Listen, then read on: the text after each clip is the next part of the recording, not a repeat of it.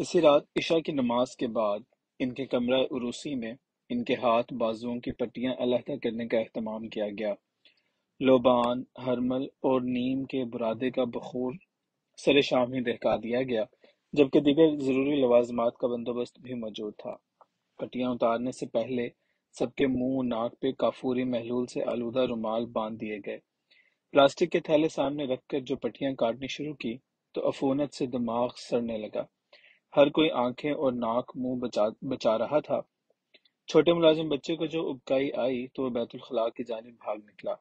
وہاں پہ قے جو ہوئی تو اس کی دیکھا دیکھی دوسرے بھی اپنا جی خراب کرنے لگے۔ میں نے ان سب کو دوسرے کمرے میں چلے جانے کو کہا۔ اتنی دیر میں مشہود الرحمان نے بھی ایک بڑا سا اگلا کر دیا۔ غلاظت نے ماحول اس مچھلی گھاٹ کی طرح بنا دیا جدھر ماہی گیر سڑی بسی مچھلیاں پھینک دیتے ہیں۔ اب میدان میں مریض، اس کی نئی نویلی دلہن مومنہ اور میں رہ گئے تھے۔ آخری پٹی کی تہہ کھولنے پہ تمباکو کے پتے، جن پہ جا بجا سڑی گلی خون اور پیپ سے آلودہ کھال چمٹی ہوئی تھی، نمودار ہو گئے۔ یہ منظر ایسا کریہ اور نحوست آمیز تھا کہ مومنہ، جس کے ہاتھوں پہ نرم ربڑ کے دستانے چڑھے ہوئے تھے، لرزنے لگے تھے۔ بیٹی، تم بھی ادھر کمرے میں چلی جاؤ اور دوسروں کا خیال رکھو۔ میں انشاءاللہ خود ہی یہ کام سر انجام دے لوں گا۔ وہ بڑی بردباری سے بولی، بابا، یہی کچھ سیکھنے جاننے کے لیے تو میں نے آپ کے قدم پکڑے ہیں۔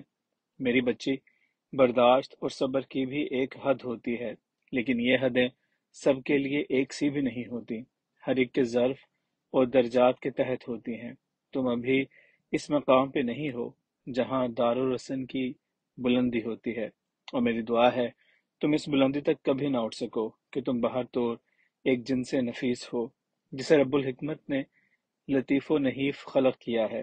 تم ابھی اندر جاؤ اور دوسرے بچوں کو دیکھو۔ وہ بادلیں نہ خواستہ اٹھی تو میں دوسرے ہاتھ بازو کی پٹیاں الگ کرنے لگا۔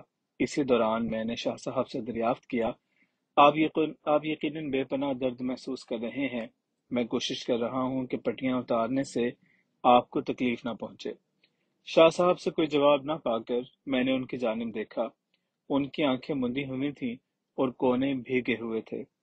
دونوں ہاتھ بازو پٹیوں سے آزاد ہو چکے تھے۔ اب صرف تمباکو کے غلیظ پتے چپکے ہوئے رہ گئے تھے، جنہیں اتارنے کے لیے بڑی احتیاط اور مہارت کی ضرورت تھی۔ گوشت اور پوست کی سڑاند و تعفن نے سانس تک لینا دو بھر کیا ہوا تھا۔ گو میرے ہاتھوں پہ بھی ربڑ کے دستانے تھے، مگر اس کے باوجود یوں محسوس ہو رہا تھا جیسے اس کے زخموں کا سارا زہر میرے ہاتھوں میں سرایت کر رہا ہے۔ میں بڑی احتیاط اور ہمت سے تمباکو کے متعفن غلاظت سے لتھڑے پتے اتار رہا تھا۔ پتوں کے ساتھ گلی سڑی کھال یوں علیحدہ ہو رہی تھی جیسے ابالی ہوئی شکرقندی کے چھلکے اترتے ہیں۔ سرخ سرخ گوشت پہ بلبلے چھوڑتی ہوئی سفید جھاگ عجیب سی سراسیمگی پیدا کر رہی تھی۔ کہیں کہیں سرخ لہو کی ٹپکتی ہوئی بوندیں، شاہ صاحب کے منہ سے بے ساختہ سے نکلتی ہوئی کراہیں۔ لگتا تھا میں کوڑیوں جزامیوں کے بیچ ایک خود انجام کو پہنچا ہوا جزامی ہوں۔ میں گندی پٹیاں سمیٹ رہا تھا کہ مومنہ السلام علیکم کہتی ہوئی اندر داخل ہوئی، یوں کہ حجاب اترا ہوا اور چہرہ گلنار سا۔ آتے ہی معزز خواہانہ لہجے میں کہنے لگی، بابا جی، خدا کے لیے اب مجھے اندر جانے کا نہ کہیے گا۔ میں ایسے بھی کمزور نہیں جتنا آپ مجھے سمجھتے ہیں۔ ان کی بیوی کے علاوہ ایک انسان ہونے کے ناطے بھی میرا فرض بنتا ہے کہ میں کم از کم آپ کا ہاتھ بٹاؤں۔ اسی دوران مشہود الرحمان بھی پہنچ گیا، جس نے آتے ہی بڑے بھائی کو پیچھے سے اپنے حصار میں لے لیا، جس کا کڑیل جسم فروغ کرب سے تھر تھر کانپ رہا اور پیشانی ضبط و برداشت سے عرق آلود تھی۔ یہ دیکھ کر مومنہ کی آنکھوں میں آنسو بھر آئے۔ وہ آگے بڑھ کر مشہود الرحمان کی جگہ آ کھڑی ہوئی اور شاہ صاحب کا سر تھام کر پیشانی کا پسینہ صاف کرنے لگی۔ میں نگاہ ادھر اٹھائے بغیر خوب دیکھا کیے کہ شاہ صاحب کے چہرے پہ طمانینت کا اجالا پھیلنے لگا تھا، ایسا اجالا جو نہ آسودہ زندگی کی تاریک تنگناؤں کو امید فصل بہار سے منور کر دیتا ہے۔ لذت آشنائی۔ برسبیل تذکرہ یہ قصہ طولانی راہ پکڑ گیا۔ اصل بات تو اس درویش صحرائی سلیمان اخی کے دریدہ ہاتھوں کی ہو رہی تھی، جن کی ساخت اور ریخ دیکھ کر میرا دل ہل گیا تھا۔ جب کئی روز تک حال بحال رہا تو سلیمان اخی نے ادھر سے ٹلنے کا مشورہ دیتے کہا، نئے نئے درویش بھائی، ابھی تم درویشی کی کھائی میں گرے نہیں، اوپر کنارے پہ ہی ہاتھ فگار کیے پڑے ہوئے ہو، نیچے گرو گے تو بازو ٹانگیں بھی تڑوا بیٹھو گے۔ اب تو مصر کی جانب عزم سفر کرو، قاہرہ سے نیل کے راستے سکندریہ پہنچو، راستے میں آب نیل سے ہاتھ بازوؤں کو دھوتے ڈبوتے رہو، تمہارے ہاتھوں کو وہی تسکین ملے گی۔ پھر ذرا مجھے گھورتے ہوئے گویا ہوا، جو پیندا جنم جنم سے جل بھن رہا ہو، اس کی سڑن جلن سے چھونے والے ہاتھ ایسی آسانی سے تسکین نہیں پاتے، اور پیندا بھی ایک درویش دیگچے کا۔ درویش دیگچہ، میں منہ میں بڑبڑایا، کیا برتن دیگچے بھی درویش ہوتے ہیں؟ ہاں، یہی تو درویش ہوتے ہیں۔ ان کی کارکردگی کبھی غور سے ملاحظہ کی ہے؟ نیچے آگ، اوپر آگ، اندر ابالے، جان کے لالے اور دنیا کے رکھوالے۔ میں دھواں دیتے ہوئے دل اور سلگتے ہاتھوں کو تیل سے چپڑے چیتھڑوں سے لپیٹے مصر کی جانب عازم سفر ہوا۔ یہ وہی سفر تھا جس کا ابتدائی ذکر پچھلے صفحات میں رقم کر چکا ہوں، قاہرہ اور اسکندریہ کے مابین دریائی سفر۔ 4 ستاروں والا دخانی جہاز نیل کا نیلم اپنے وقتوں کا قابل دید، پرآسائش اور محفوظ ترین بجرا تھا۔ مصر کی پراسرار زمین، یہاں کی تہذیبی، ثقافتی اور قدیمی قدروں کا حامل یہ بجرا اس لحاظ سے بھی قابل دید تھا کہ جدیدیت کے اس دور میں بھی اس کا قیام و طعام، انتصار و انصرام، ماحول، مزاج اور نشست و برخاست میں قدامت پسندی کا عنصر نمایاں تھا۔ پورے بجرے میں فرنیچر برائے نام ہی تھا، درمیانی عرصے پہ ایک صحرا بچھا ہوا، وہی ریگزار، نخلستان، چھوٹے چھوٹے ٹیلے، صحرائی جھاڑیاں، کھجوروں کے پیڑ، چھوٹے چھوٹے خیمے، چھولداریاں، صحرائی ساز کار مغنی، رقاص، شعبدہ باز، ایک کونے میں چھوٹی سی مسجد، قہوہ خانے، آگ کا الاؤ اور شعلوں انگاروں پہ بھونتی ہوئی سالم بھیڑیں، مچھلیاں، مرغیاں، لامبی لامبی سیاہ چشم ساقنیں، ہوش ربا خد و خال، شعلہ بدن، نیم ملبس متربائیں۔ القصہ کے مہمان مسافر بھول جاتے ہیں کہ وہ نیل کے پانیوں پہ خرامہ کسی بجرے پہ سفر کر رہے ہیں۔ اس کی وجہ شہرت میں شامل ہر شب کا وہ آخری حصہ بھی ہوتا ہے جب مصر، شام، عراق اور اردن کے بڑے بڑے جادوگر، شعبدہ باز اور سحر بابلی کے عامل اور عالم اپنے چیدہ چیدہ کرتب پیش کرتے، اپنے مشاہدات، تجربات کو عملی صورت میں دکھاتے، اور کبھی کبھی سحر مصری اور مصریات کے قدیمی علوم و فنون کے ماہرین بھی مدعو کیے جاتے۔ ایسے موقعوں پہ مصر کے علاوہ دیگر ممالک سے بھی شائقین اور سیاح جوق در جوق قطاروں میں کھڑے ہوتے تاکہ یادگار سفر کی نشستیں حاصل کر سکے۔ گاہے ماہے جب ایسے مواقع ظہور پذیر ہونے کو آتے تو کچھ عرصہ پہلے تشہیر شروع ہو جاتی۔ میں نے دیکھا کہ ایسے مخصوص سفر کی بکنگ پیرس، بیلجیم اور لندن میں بھی کی جاتی، اخبارات میں اشتہارات شائع ہوتے۔ بگڑے ماٹ کا نیل۔ ام المدائن قاہرہ پہنچتے ہی میں اس جہاز کی نشست حاصل کرنے کی جستجو میں لگ گیا۔ آخرش، خرابی بسیار اور میرے ایک مصری واقف کار کی کوشش سے مجھے ایک ایسے ہی سفر کی ایک نشست مل گئی، لیکن تیسرے درجے کی۔ اس درجے کے مسافر اپنی درجاتی اسرت کی بنا پہ ایسے مخصوص پروگرام میں شمولیت کے اہل نہیں پاتے تھے۔ یہاں مجھے ازحد مایوسی ہوئی کہ اس جہاز پہ سفر کرنے کے باوجود میں ان مخصوص پروگراموں میں شریک نہیں ہو سکتا تھا۔ اس اول درجہ یعنی مخصوص مہمانوں کے لیے بسائی گئی یہ دنیا ہی الگ تھی۔ نچلے درجے کے مسافران محض اس موسیقی کی ابھرتی ڈوبتی مدھر دھنوں کی بازگشت ہی سن سکتے تھے، یا پھر ہا ہو یا تالیاں پیٹنے کی آوازیں۔ اس نچلے درجہ کے مسافر عموماً معمولی تجارت پیشہ یا نیل کے ڈیلٹے کے دہقان ہوتے ہیں جن کا سفر محض آمد و رفت کے لیے ہوتا ہے۔ انہیں تفریح یا سیاست سے غرض نہ ہوتی۔ اپنے گرد و پیش سے بے نیاز یہ لوگ عرشے کی فرشی نشستوں پہ اونگھنے یا تمباکو نوشی میں مصروف دکھائی دیتے۔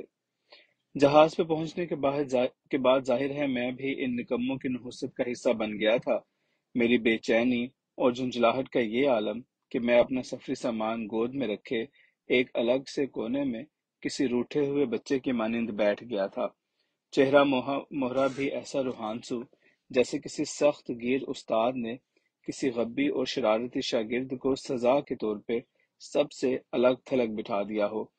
اپنی روانگی کے بعد جہاز کسی سمرغ کی طرح نیل کے اتھلے پانیوں میں ہلکے ہلکے ہلکورے لیتے ہوئے ساحل چھوڑ رہا تھا۔ دریائی چڑیاں، بگلے، مرغابیاں پانیوں کی سفید جھاگ میں اچھلتی اور دھوں میں اڑتی سنہری سرمئی مچھلیوں اور ان کے چمکارے۔ جہاز اپنی روانگی کا اظہار مسلسل سیٹیوں سے کر رہا تھا۔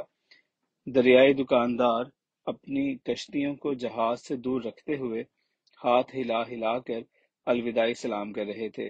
میں ان نظاروں میں مگن ہونے کی بھرپور کوشش کر رہا تھا، لیکن اوپر کی نشست نہ ملنے کا اضمحلال دور نہ ہونا تھا سو نہ ہوا۔ میں بڑی بے دلی سے ٹوٹے قدموں کے ساتھ ریلنگ کے ساتھ لگ کر کھڑا ہو گیا۔ ساحل اور جیٹی سے اب ہم خاصے دور ہو چکے تھے۔ میرے نتنوں نے انتہائی گھٹیا تمباکو کی ناگوار بو کو محسوس کیا۔ دیکھا تو ایک مجہول قسم کا مصری ڈھیلی ڈھالی عبا پہنے بری طرح تمباکو نوشی میں جٹا ہوا تھا۔ استغفر اللہ پڑھتے ہوئے میں وہاں سے کچھ پرے ہو کر کھڑا ہو گیا، مگر وہ جو کسی فلمی گیت میں کہا گیا، نہ چھڑا سکو گے دامن، نہ نظر چرا سکو گے، اس وقت یہی کچھ میرے ساتھ ہوا۔ وہ للو جگدر آخری بھرپور کش کے بعد سگریٹ کی باقیات دریا برد کر کے پھر میرے قریب آ کر کھڑا ہوا۔ جان نہ پہچان، میں تیرا سلیمان، میری جانب جھکتے ہوئے انتہائی رازداری کے انداز میں پوچھنے لگا، بھائی جیل سے نکلے ہو یا کسی کا کچھ چرا کر بھاگے ہو؟ وہ مناسب سی عربی نما انگلش میں مخاطب ہوا تھا۔ میں نے غسیلی نظروں سے اسے گھورا اور شٹ اپ کہتے ہوئے کچھ اور پرے ریلنگ سے لگ گیا۔ آسمانی بجلی اور اس قسم کی زمینی بلاؤں سے اگر ایک مرتبہ کہیں واسطہ پڑ جائے تو ان سے فی الفور یا دوبارہ سہ بارہ مصیبت یاب ہونے کا امکان 90% ہو جاتا ہے۔ میں بظاہر اس بغلول سے پنڈا چھڑا کر الگ آ کھڑا ہوا تھا، مگر میرے اندر خطرے کی گھنٹی مسلسل کھڑک رہی تھی کہ یہ پنڈی داس مجھے ایسی آسانی سے نہیں چھوڑے گا۔ اس قسم کے نوسر باز اور نیبو نچوڑیے آپ کو ہر اس جگہ پہ ملیں گے جہاں سیاحوں، آوارہ گردوں اور غیر ملکیوں کی آمد و رفت ہوتی ہے۔ یہ مختلف بھیسوں حلیوں میں ہوتے ہیں، کہیں کہیں سیاحوں اور گائیڈوں کے روپ میں بھی آپ کو ملیں گے۔ یہ بھکاریوں اور معذوروں میں بھی ہوتے ہیں۔ نوادرات اور جعلی مجسمے فروخت کرنے میں بھی یہی پیش ہوتے ہیں۔ امساک، طاقت کی جڑی بوٹیاں، جعلی خوشبوئیں، ملمہ چڑھے زیورات، کانچ کے ہیرے بھی یہی لوگ بیچتے نظر آتے ہیں۔ اور کچھ نہیں تو محض کھانے پینے یا سگریٹ حشیش حاصل کرنے کے لیے بھی اجنبیوں سے راہ و رسم بڑھا لیتے ہیں۔ میرے ہاں ان کی خوب پہچان ہے، کیونکہ میں خود بھی ایک لمبا عرصہ ایسا ہی خانہ برانداز رہا۔ جوتا ہے تو ٹوپی نہیں، کھانا ہے تو پانی نہیں، سفر ہے تو زیادہ سفر نہیں، فٹ پاتھ، دھرم شالے، آشرم، مسجدیں، قبرستان اور تکیے مزار خوب خراب و خوار، لنگر پہ گزارا، چھوٹی موٹی چوریاں اور ننھے منھے فراڈ، جھوٹ، کمینگیاں، عیاریاں، مکاریاں، دھوکے بازیاں، ہر چوکا، ہر دروازہ، گھاٹ اور ساحل، نگر اور ڈگر، اونچے نیچے، اچھائی برائی، ہر کھٹل چاٹ، چکھی چاٹی، مکھی مچھر، مچھ سے کٹوایا، باغ بکری کے رشتے کو جانا سمجھا، ہر ریکھا میکھا دیکھی، دیگ دیگچے چکھے، مگر اللہ رکھے میری آوارہ مزاجی من کی بیکلی کو کہیں چین نہ پڑا۔ ایک ختم، دوسرا سفر تیار، بیوی بچے بیزار۔ میں نے عمر بھر کی کھجل خرابی سے یہ نکتہ پکڑا، آوارہ گردوں جہاں گشتوں کو شادی بیاہ بیوی بچوں کے بکھیڑوں میں نہیں پڑنا چاہیے۔ بیوی وقت مانگتی ہے، بچے توجہ چاہتے ہیں، سب کے پیٹ ہوتے ہیں، جسے 2 وقت کھانا چاہیے، کھانے کے پیسے اور پیسے کمانے کے لیے محنت اور وقت چاہیے، اور یہی آوارہ منشیوں کے ہاں نہیں ہوتا۔ بات ہو رہی تھی اس بےہودہ مصری کی، جس کے گھٹیا سگریٹ کے دھوئیں سے میری طبیعت مقدر ہو گئی تھی۔ اور جس نے مجھے ملول و مغموم خستہ تباہ دیکھتے ہوئے گرہ لگائی تھی۔ بھائی تازہ تازہ جیل سے نکلے ہو یا کسی کا کچھ چرا کر بھاگے ہو؟ میرے شٹ اپ کہنے سے اسے مجھے ایک غلیظ سی گالی سے نواز کر شکل گم کر لینی چاہیے تھی، مگر میرے اندازے کے عین مطابق اس نے میری شٹ اپ کا برا نہیں منایا تھا، بلکہ اسے اپنے لیے ایک اعزاز سمجھتے ہوئے میرے پاس پہنچ کر سر نہوڑے، سینے پہ ہاتھ دھر کر انتہائی خشوع سے کہنے لگا، تھینک یو جنٹل مین، مرحبا۔ ایک بار پھر سر جھکا کر بولا، آئی ایم یور سرونٹ۔ مجھے اس کے اس انداز ڈٹائی سے قطعی کوئی تعجب نہیں ہوا تھا، بلکہ یہ یقین ہو گیا کہ یہ کوئی میرا بھی گرو ہے۔ یقیناً یہ مجھے کسی نہ کسی مقدار میں چونا لگائے گا۔ کبھی کبھی تو میں جان بوجھ کر بھی چونا لگوا لیتا ہوں کہ مجھے بھی کچھ نہ کچھ واپس لوٹا دینا چاہیے۔ خیر، چند لمحے اس کے چہرے پہ نگاہیں ٹکانے کے بعد میں نے اسے کہا، تم نے شاید مجھے غلطی سے جنٹل مین کہہ دیا ہے، کیونکہ چند ساعتیں پہلے میں تمہاری نظر میں جیل سے نکلا ہوا سزا یافتہ اور چور اچکا تھا۔ وہ بڑے بڑے اور گندے دانتوں کی نمائش کرتے ہوئے کھل کھلا کر قہقہے لگانے لگا، پھر میرے کندھے پہ اپنا توہر سا بھدا ہاتھ رکھتے ہوئے بولا، جنٹل مین، یوں ہی اچانک میری نظر تم پہ پڑ گئی تھی۔ تم مجھے اکیلے دکھی سے دکھائی دیے، پھر تمہارا حلیہ، لباس اور اجاڑ چہرے پہ 11:15 کا ٹائم، جبکہ میں کسی کو خاص طور پہ اس جہاز پہ اداس نہیں دیکھ سکتا۔ بس یہی وہ وجہ تھی کہ میں تم سے مخاطب ہونے کی جرت کر بیٹھا۔ اب رہی بات جیل اور چور اچکے کی، تو میں کسی حرکت یا بات سے تمہیں اداسی اور اکیلے پن کے حصار سے باہر نکالنا چاہتا تھا۔ تم نے دیکھا کہ میں اپنی کوشش میں کامیاب رہا۔ اب وہ اپنی ڈھیلی ڈھالی سی عبا کی جیب ٹٹولنے لگا۔ میرے اندازے کے مطابق وہ مزید سگریٹ پینا چاہ رہا تھا۔ میں فوراً بول اٹھا، میں گھٹیا تمباکو کی بو اور گندے دانتوں پہ منڈے ہوئے سونے کے چمکتے ہوئے خول سے الرجک ہوں۔ ایسا کہہ کر میں نے رکسیک اٹھایا اور عرشے کی دوسری جانب بڑھ گیا۔